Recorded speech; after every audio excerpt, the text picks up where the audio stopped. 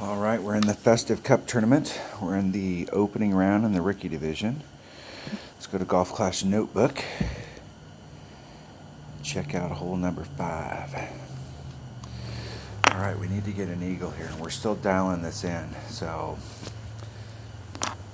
I'm not sure if they made some change here or if we're in the same spot I normally hit into. We're trying to lay up right to the end of that point. And we're having a problem with our numbers. So where we're at on the green down here is the max red line's up here, the mid red, or the minimum's down here, and we're not quite in our mid club. We tried our mid club rating and we were way off on this side of the green the way the wind's blowing.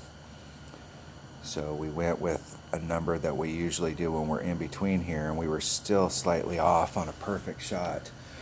So we're adjusting these numbers, and we're gonna go 1.3 per ring if we end up in our normal landing spot here.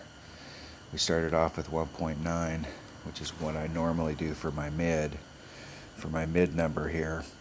So we're dialing that number down, trying to work it in for the weekend round, because we need to get an eagle on this hole at least once,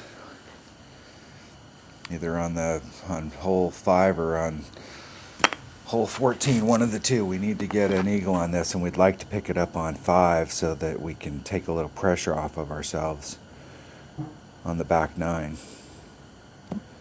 So we're going to go straight at this. We're going to take our best, most accurate driver, because we're doing a layup shot.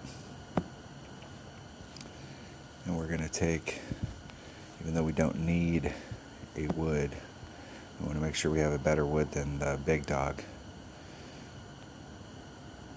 And we're not going to be in our long iron range, we're going to be in our short iron range, which is the Hornet.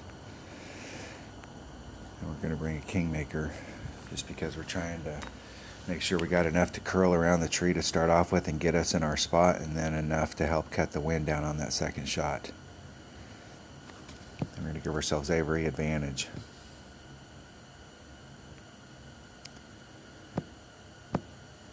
What we need is a nice, easy layup shot just to put us into the spot that we want to be in. We're not trying to get the ball just out there in the clear on the fairway. We're trying to hit a specific spot that gives us the best run-up shot for our eagle.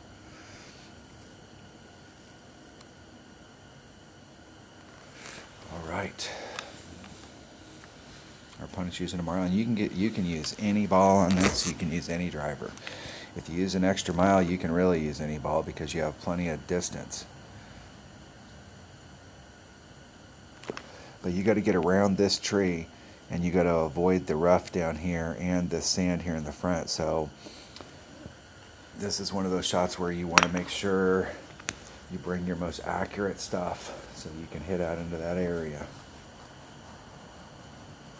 And you don't have to push it. And our opponent did not take the wind out of that. That looks like they're either going to go real far, or they might clip the rough right here on this shot. And they made the shot, clipped the rough, and then scooted out there, and they're actually in the perfect spot.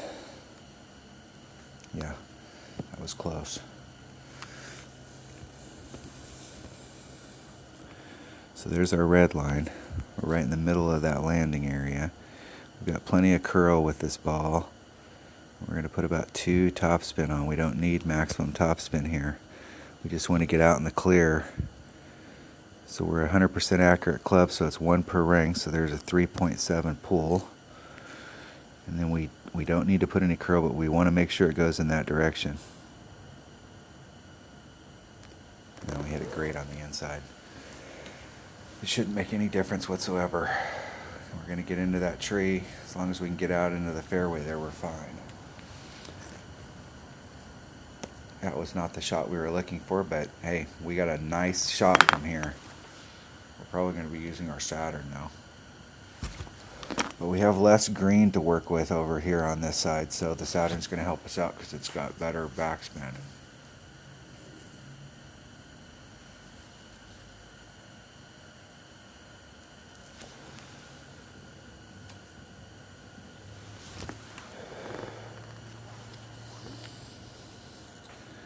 just as good a shot at making this as I do with my short iron, but I like my short iron.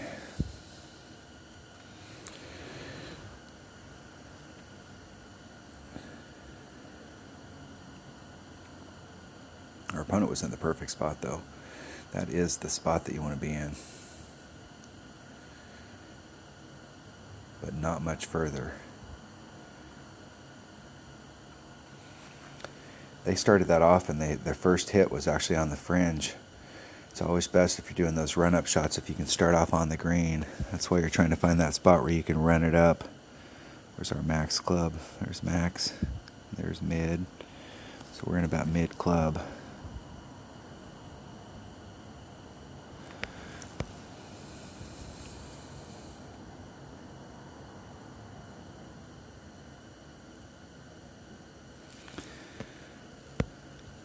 It's 2 per ring. It's about 2.5. So we're going to go just about that much. We're going to do almost a full ring adjustment. Hitting great.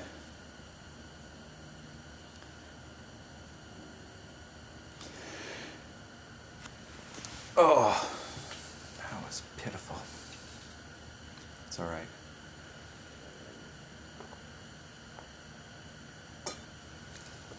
We now just put pressure on ourselves to try and really make that shot on the back.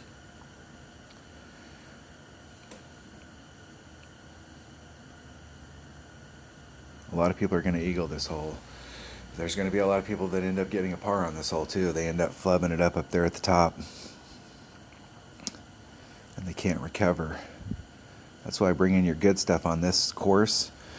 You know, the course itself is tough enough to play. You got to bring good stuff just to play the course. But if you make any errors and you brought your good stuff, then you have an opportunity to recover and not have any downside to it. But if you come here with a white ball or a marlin and you make an error like that, you could be in big trouble. My favorite of the par threes.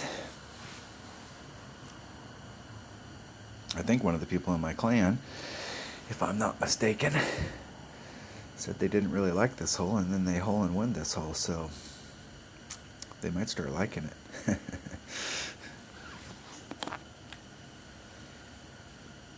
This is really the safe bet to come at this hole if you've got a club with enough backspin.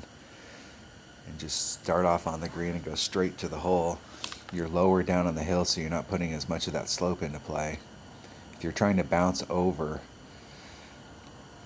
then you're going to put a lot more of that slope into play in order to get the ball to go down towards the green. But if you start off on the green, you can try for that shot right there, and you're going to have a pretty decent, if you don't make it, you're going to have a pretty decent shot.